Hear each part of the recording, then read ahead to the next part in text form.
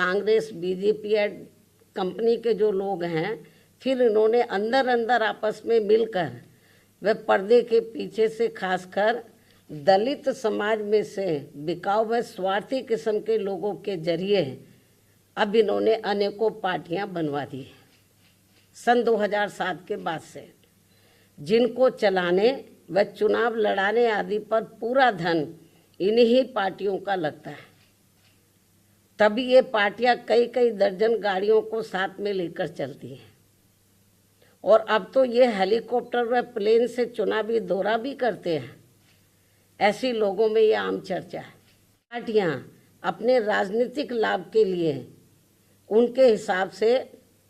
उनसे उम्मीदवार खड़े करवा के अब बीएसपी को कमज़ोर करने में लगी है। इसके साथ ही अब तो इन बिकाऊ व स्वार्थियों को मजबूती देने के लिए अब ये विरोधी पार्टियां अपना खुद का भी वोट ट्रांसफ़र करवा के इनके हर राज्य में 1-2 एमपी व एमएलए भी जितवा कर भेज रही है। हुए उपचुनाव में इस बार जो वोट पड़े हैं और उसके बाद जो कल नतीजे आए हैं, तो उसको लेकर अब ये आम चर्चा है। मैं खुद नहीं कह रही हूँ, ये लोगों में आम चर्चा है कि पहले देश में बैलेट पेपर के जरिए चुनाव जीतने के लिए सत्ता का दुरुपयोग करके फर्जी वोट डाले जाते थे और अब तो ईवीएम के जरिए भी ये कार्य किया जा रहा है, जो लोकतंत्र के लिए बड़े दुख व चिंता की बात है। इतना ही नहीं, बल्कि देश में लोकसभा व राज्यों में विधानसभा आम चुनाव के साथ साथ खासकर उपचुनावों में तो अब ये कार्य काफ़ी खुलकर किया जा रहा है और ये सब हमें हाल ही में हुए यूपी के उपचुनाव में काफ़ी कुछ देखने के लिए मिला है। और इस बार महाराष्ट्र स्टेट में विधानसभा के हुए आम चुनाव में भी इसको लेकर काफ़ी आवाज़ें उठाई जा रही हैं। ये अपने देश में यह लोकतंत्र के लिए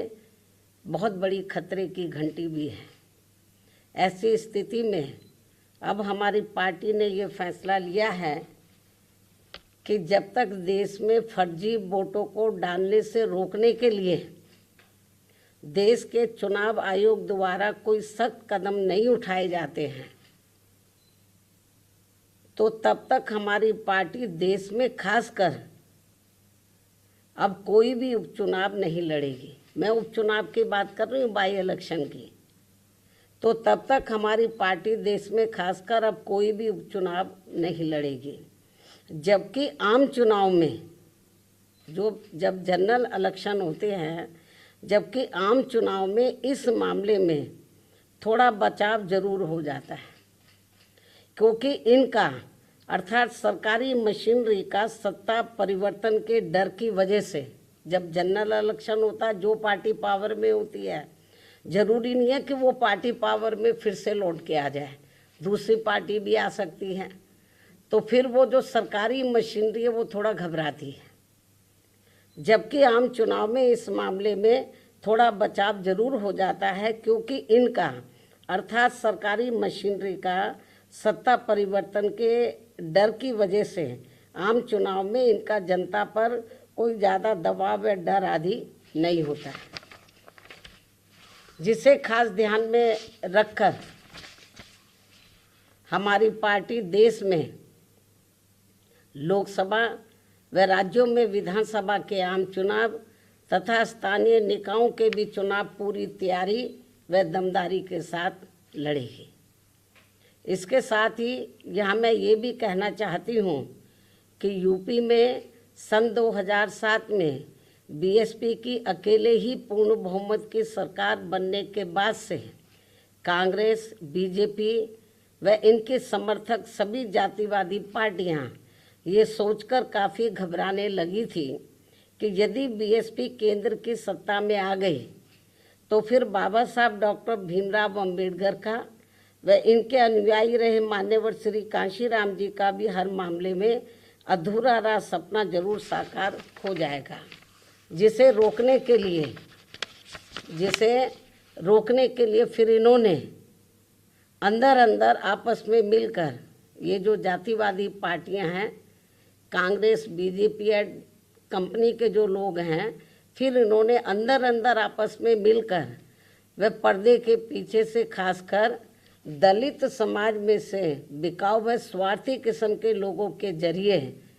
अब इन्होंने अनेकों पार्टियां बनवा दी हैं सन 2007 के बाद से, जिनको चलाने व चुनाव लड़ाने आदि पर पूरा धन इन्हीं पार्टियों का लगता है। तभी ये पार्टियां कई कई दर्जन गाड़ियों को साथ में लेकर चलती हैं और अब तो ये हेलीकॉप्टर व प्लेन से चुनावी दौरा भी करते हैं।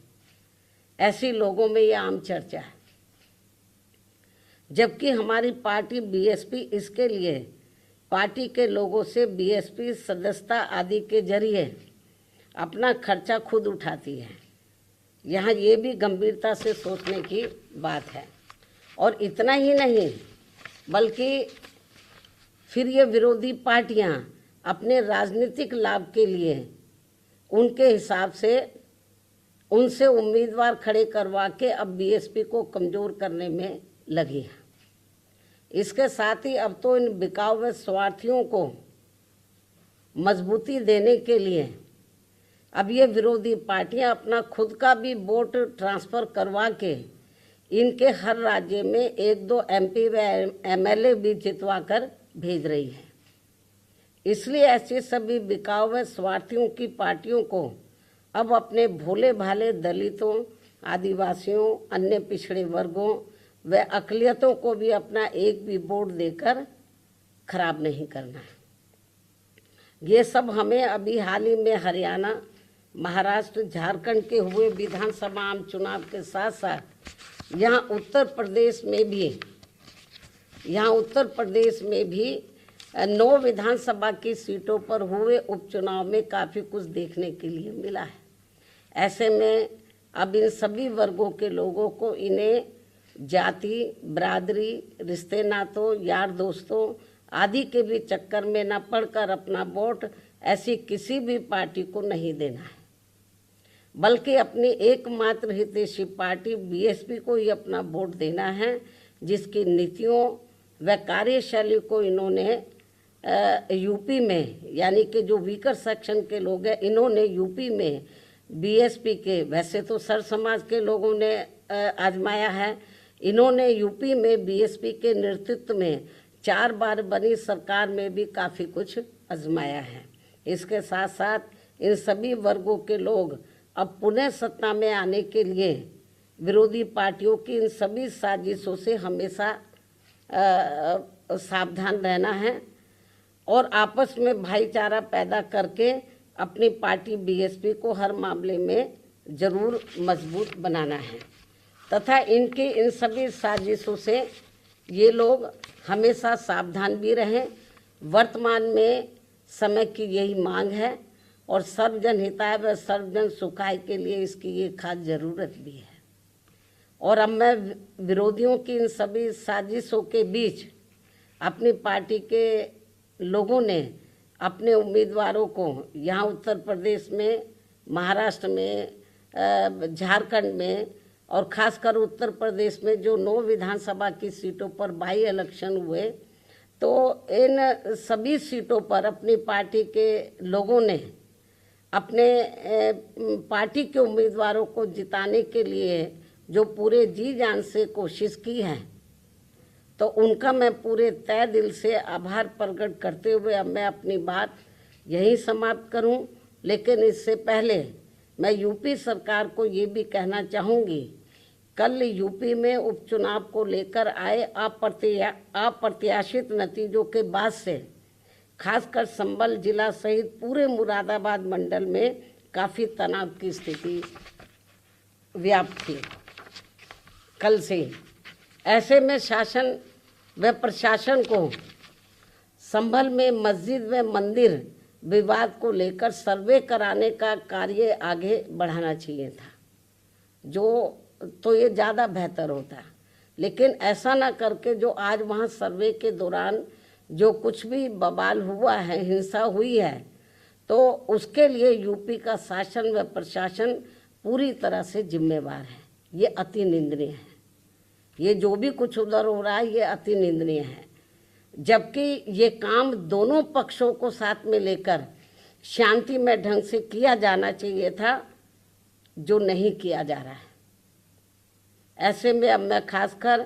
संभल के सभी लोगों से वहाँ शांति व्यवस्था बनाने की भी पुरजोर अपील करते हुए अपनी बात यही समाप्त करती हूँ। धन्यवाद। जय भीम व जय भारत।